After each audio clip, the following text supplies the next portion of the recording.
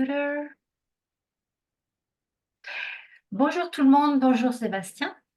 Bonjour, Pierre. Donc aujourd'hui, nous allons parler de ce lien qui existe potentiellement, mais tu vas nous en parler davantage Sébastien, entre santé mentale et nutrition. Donc est-ce qu'on peut commencer avec toi qui nous parle un petit peu de ton parcours professionnel? Bien sûr. Donc, je m'appelle Sébastien Jean. Euh, à la base, je suis masseur kinésithérapeute, donc depuis maintenant plus de 20 ans. Et suite à différentes formations que j'ai suivies, à la fois universitaires, je pratique depuis 15 ans ce qu'on appelle la nutrithérapie. C'est-à-dire que j'accompagne les patients à l'aide euh, un accompagnement individuel et holistique par la nutrition et la supplémentation en fonction de leurs demandes, en fonction de leur clinique et par ma formation en fonction aussi de leur biologie. D'accord, alors je me mets à la place de quelqu'un qui n'y connaît rien du tout. Qu'est-ce que tu appelles la clinique?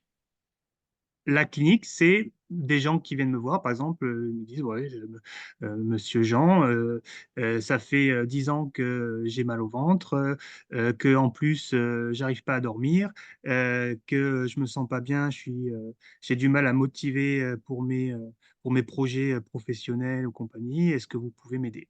Donc moi, je leur donne des questionnaires cliniques et en fonction de tous leurs signes cliniques, j'essaie de mettre tous ces signes bout à bout, comme un peu une enquête policière où on aurait des indices et grâce à ces indices, eh ben, je vais les orienter vers tel ou tel dysfonctionnement et essayer d'entrer par la meilleure porte possible pour que la prise en charge soit le plus efficace.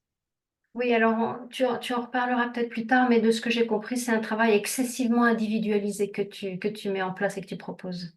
C'est que individuel, c'est-à-dire moi je pars de l'individu, de ses attentes, de sa clinique, de sa biologie, de son environnement, et je tire pas un tiroir. Quelqu'un qui va arriver à me dire j'ai mal au ventre ou je suis constipé, je vais pas lui donner tout de suite quelque chose. Pour moi, je vais chercher à comprendre pourquoi il a mal au ventre, pourquoi il est constipé, pourquoi il a ces problèmes-là, d'où ça vient, et essayer de voir par quelle porte on peut rentrer. D'accord, ok. Alors, ce Et lien, oui, pardon. non, juste, je voulais rajouter que donc, par rapport à mes formations, depuis 10 ans à peu près, je me suis spécialisé dans la prise en charge du microbiote intestinal parce que c'est une découverte qui a révolutionné, je veux dire, la médecine en général. Hein. Sur PubMed, il y a maintenant des centaines et des centaines d'articles par jour qui sortent sur le lien entre microbiote intestinal et santé en général. Et donc, moi, j'ai la chance depuis 10 ans de pratiquer, d'être formé et de continuer à me former dessus parce qu'on en apprend tous les jours. Et c'est quelque chose qui me passionne. D'accord, on va passer un petit peu plus de temps sur justement qu'est-ce que c'est que ce microbiote et toutes ces connaissances qui évoluent et comme tu dis qui changent, enfin on en apprend un petit peu tous les jours. Quelle est l'application pour nous d'en connaître davantage sur justement cette gestion? Alors on va Tout à fait. recentrer un petit peu sur ce lien. Qu'est-ce que tu dirais du lien entre santé mentale et nutrition? Donc quand j'entends santé mentale, c'est vraiment par exemple, des gens qui vivent avec une anxiété un peu chronique, qui vivent avec une tristesse chronique. Comment est-ce qu'on peut prendre en compte le lien qu'il peut y avoir potentiellement, systématiquement ou non, tu vas nous le Mhm. dire, avec ce que l'on ingère? Quoi faire de Bien ça? sûr. Euh, pour moi, le lien entre santé mentale et nutrition, en fait, il est double. C'est-à-dire qu'il y a un lien direct. C'est-à-dire que l'alimentation va apporter des éléments essentiels, c'est-à-dire que votre corps n'est pas capable de fabriquer et qui vont être essentiels au bon fonctionnement du cerveau. Par exemple, je parle, les protéines vont apporter des acides aminés qui vont être les précurseurs des neurotransmetteurs. C'est-à-dire que c'est ces éléments chimiques qui font que votre cerveau fonctionne correctement. Je prends par exemple le cas de la sérotonine, qui est l'hormone du bonheur, du bien-être, de la prise de recul. Pour fabriquer de la sérotonine, il nous faut un acide aminé essentiel qui s'appelle le tryptophane, et donc qui doit être absolument apporté par l'alimentation. Si notre alimentation n'apporte pas ce tryptophane, notre corps ne peut pas créer la sérotonine, qui ensuite, cette sérotonine sera fabriquée en mélatonine, qui est l'hormone du sommeil. Donc, c'est pour ça qu'on peut retrouver des troubles du sommeil chez des gens qui sont un petit peu pas bien dans leur peau et compagnie. On a aussi le lien avec les acides gras essentiels. Donc, au niveau des lipides, par exemple, on sait qu'il y a des lipides qui sont essentiels, donc on ne peut pas fabriquer, et qui vont être essentiels à la structure même du cerveau, aux synapses. C'est-à-dire qu'une synapse, pour qu'elle puisse fonctionner, donc une synapse, c'est l'élément qui va transformer un neurotransmetteur en signal électrique. Et pour que cette synapse fonctionne bien, il faut qu'elle soit souple, comme les sportifs, il faut qu'ils soient souples. Et pour qu'elle soit souple, il lui faut des acides gras essentiels qui sont, vous avez entendu parler, c'est le DHA, le PA, les fameux DHA et EPA. Mhm. Et eux, ils sont tirés des acides gras essentiels qui sont l'acide linolénique et l'acide alpha-linoléique. Donc, si on n'apporte pas ces éléments-là par l'alimentation, on ne pourra pas les avoir au niveau cérébral. Il y a aussi les glucides. Forcément, les glucides, c'est l'énergie du cerveau. Le cerveau, pour fonctionner, il fonctionne beaucoup et il a besoin d'énergie, donc il faut lui apporter, faut apporter les glucides. Et Mhm. puis enfin, on a tout ce qui est vitamines et minéraux qui sont plus considérés comme ce qu'on appelle des cofacteurs, ou certains sont plus des précurseurs, mais des cofacteurs, c'est-à-dire que sans eux, les transformations chimiques ne peuvent pas se faire, ou elles se font très au ralenti. Donc on a un fonctionnement qui est moins optimal, on va dire. Donc tout ça, c'est apporté par l'alimentation. Donc ce lien vraiment direct de l'alimentation. Après, pour moi, il y a un lien indirect entre la santé mentale et la nutrition. Et donc là, ça passe par ce fameux microbiote intestinal, euh, qui est appelé aussi, avant on appelait ça le deuxième cerveau. Mhm. Certains scientifiques l'appellent même le premier cerveau. Ça, c'est un débat, mais on peut y revenir. Pourquoi? Parce que déjà, la façon de se nourrir va influencer sur l'état de santé de notre microbiote intestinal. C'est-à-dire que si on se nourrit mal, notre microbiote intestinal sera malade. Ça, c'est clair et net. Les études le montrent, ça, c'est sûr. Et qu'est-ce qu'il va faire, ce microbiote intestinal? Il va transformer certains aliments qu'on ingère en espèces de médicaments qui vont être bons pour notre santé en général et notamment pour notre santé cérébrale. On sait qu'il y a des liens entre certaines bactéries intestinales et des pathologies au niveau cérébral. Ok, j'aurais deux petites questions là, ou deux grandes, je ne sais pas. Mhm. La première, ça serait quand tu continuais avant que tu parles du microbiote, si par exemple une personne vient me voir moi en tant que thérapeute et donc souffre de façon, bon, souffre soit de problèmes de sommeil, d'inquiétude, d'anxiété ou de dépression, et tu me diras s'il y a d'autres d'ailleurs symptômes qui te viennent à la Mhm. tête auxquels je ne pense pas Bien sûr. et qui, moi, de mon côté, je ne vois pas de contexte, soit historique enfin, de sa vie, soit dans sa vie actuelle, d'éléments qui vraiment peuvent m'expliquer, soit vie professionnelle, soit vie personnelle, qui peut m'expliquer pourquoi cette personne est dans cet état-là et cette personne ne le sait pas non plus. Est-ce que ça serait une bonne orientation vers une personne comme toi qui a cette formation pour justement vérifier comment fonctionne son microbiote Mhm. ou comment se passe sa nutrition? Bien sûr. Et- Alors, dans ce cas précis-là, parce que effectivement, moi, je travaille aussi beaucoup pour savoir s'il y a un élément déclencheur à un problème on va dire, de santé mentale, de dépression, quoi. Mais si on voit, s'il y a pas si on n'arrive pas à mettre le doigt dessus, première chose à faire, c'est est-ce que l'assiette apporte tout ce qu'il faut pour que notre cerveau fonctionne correctement? Ça, c'est la première chose à regarder.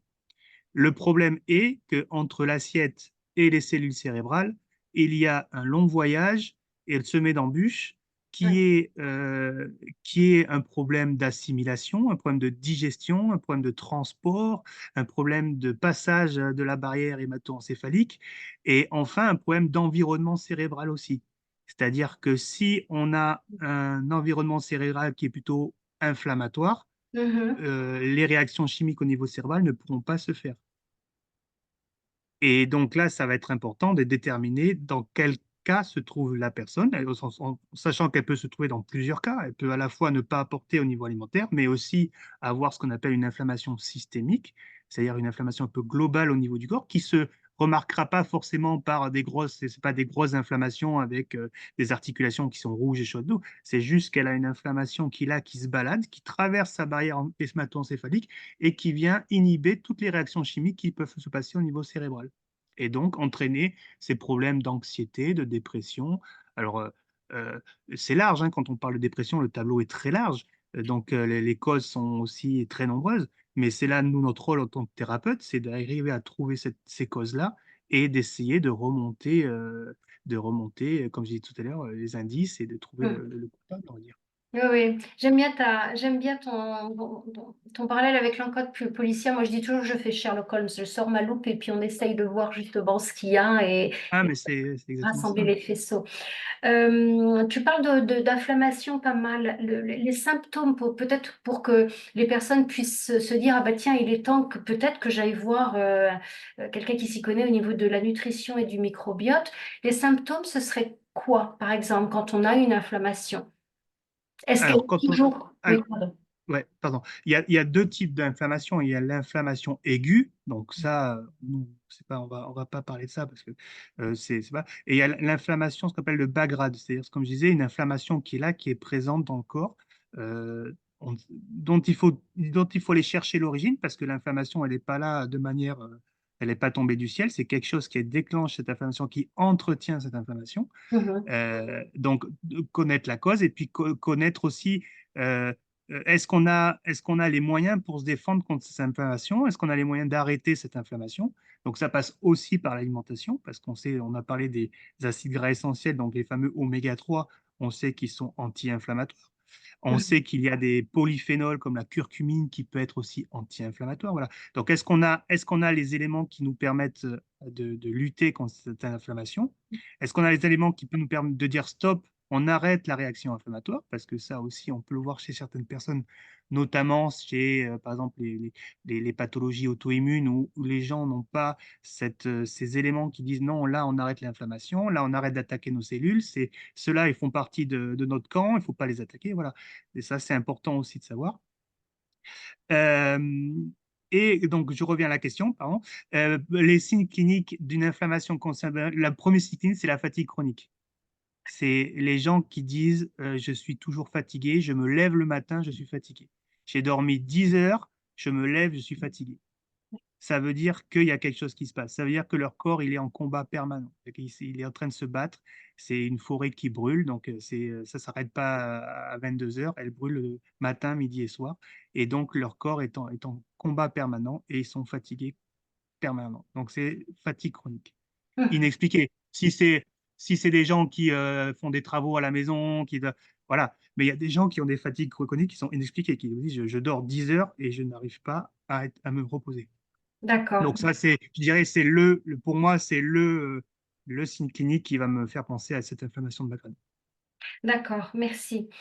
Est-ce que tu peux nous parler de ce microbiote un petit peu plus? Oui, Bien je sûr, sais, c'est un grand, grand beaucoup plus, sujet. même si tu veux. Alors, déjà, qu'est-ce que c'est que le microbiote? Oui. Le microbiote, c'est l'ensemble des, des micro-organismes qui vivent à la surface de nos muqueuses. D'accord.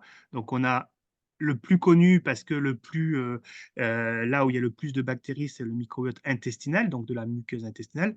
Mais il faut savoir qu'on a aussi un microbiote au niveau buccal, on a un microbiote au niveau pulmonaire, un microbiote de la peau, un microbiote au niveau utérin chez les femmes. Voilà, on a plusieurs microbiotes. Mais celui qui contient le plus de micro-organismes vivants, c'est le microbiote intestinal et celui qu'on étudie le plus en ce moment. Donc, ces micro-organismes sont composés de levures, de bactéries, de virus, de parasites, et tout ça, ça crée un environnement. Le plus facile à étudier et ce qui contient le plus, c'est les bactéries intestinales, donc c'est le monde bactérien, on va dire, et c'est ce que nous appelons microbiote intestinal. Donc, ce sont l'ensemble des bactéries intestinales qui colonisent notre tube digestif, qui part de la bouche jusqu'à l'anus. Euh, la majorité de ces bactéries, la grande majorité de ces bactéries se retrouvent au niveau du côlon. C'est pour ça qu'on parle beaucoup du côlon au niveau intestinal. Donc, et ces bactéries, elles vont En fait, on a créé un contrat, on a signé un contrat avec ces bactéries depuis qu'on est sur Terre. Nous, on leur a dit, eh ben, on vous offre le gîte et le couvert, donc vous avez le droit de rester chez nous, on vous donnera à manger, mais en échange de ça, ben, vous allez nous fabriquer des éléments qui vont nous permettre de rester en bonne santé, de lutter contre les différents stress qui peuvent arriver. Alors, ça peut être des stress alimentaires, des bactéries, mais ça peut être aussi des stress psychologiques, on y reviendra, hein. Mais voilà, donc on vous héberge, on vous nourrit, mais en échange, vous nous créez les médicaments, les éléments santé qui vont nous maintenir en bonne santé. Et à partir du moment où on prend plus soin de notre microbiote intestinal, par différents moyens, qui est le premier, c'est l'alimentation. C'est-à-dire qu'à partir du moment où on n'apporte plus à ces bonnes bactéries les aliments qui les nourrissent, ces bactéries vont mourir et elles vont laisser la place à d'autres bactéries qui sont plutôt pathogènes. Et là, qui vont faire le lit de pathologie, donc à la fois intestinale, mais aussi ce qu'on appelle à distance, c'est-à-dire au niveau des articulations, au niveau des poumons, au niveau des organes gynécologiques. Euh, ces bactéries-là à 80%, vont éduquer notre système immunitaire. Donc, si on n'a pas les bonnes bactéries, on aura un système immunitaire qui sera mal éduqué. Donc, on aura une réponse immunitaire qui sera mauvaise par rapport à nos attaques. Et enfin, on a une communication entre ces bactéries-là et notre cerveau.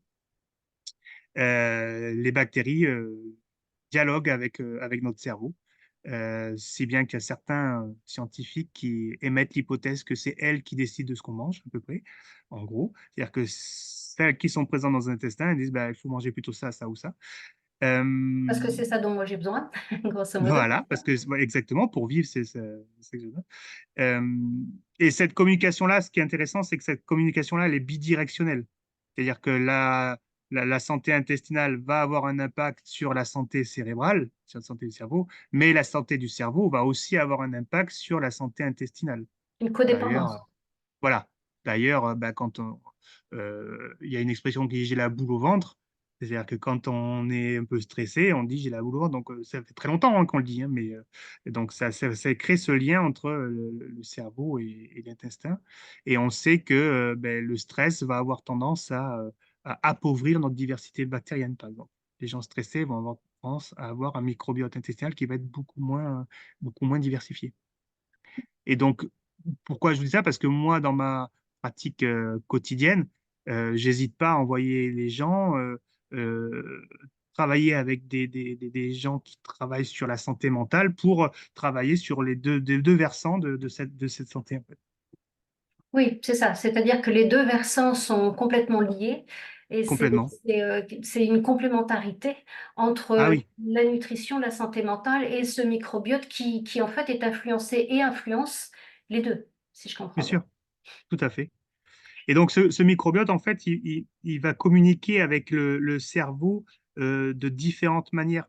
Euh, la première manière, c'est que ces bactéries qui sont là au niveau de nos intestins vont pouvoir stimuler le nerf vague. Donc, on a tous entendu parler des malaises vagaux. Les Mhm. malaises vagaux, c'est quoi? C'est le nerf vague qui est stimulé à un endroit de là où il passe, on va dire, Bien sûr. et qui va envoyer un message au cerveau en disant, attention, là, il y a une urgence, là, il y a quelque chose qui ne va pas, mets-toi en off et tu tombes dans les pommes, en gros. En gros, c'est ça. Mais ces bactéries intestinales, elles vont être capables de stimuler ce nerf vague et donc d'envoyer des informations assez rapides, parce que tout ce qui est information nerveuse, c'est assez rapide, envoyer des informations au cerveau et le cerveau va intégrer toutes ces informations et après réagir en fonction des informations qu'il obtient. Ça c'est le premier, on va dire, la première voie de communication du microbiote avec notre cerveau. Mais on l'a vu aussi, les bactéries du microbiote intestinal sont capables de fabriquer elles-mêmes des neurotransmetteurs qui vont aller agir au niveau du cerveau. On a par exemple une bactérie qui s'appelle Bifidobacteria adolescentis qui va créer par exemple du GABA. Le GABA, c'est un neurotransmetteur inhibiteur, donc qui va avoir tendance à calmer un petit peu au niveau cérébral.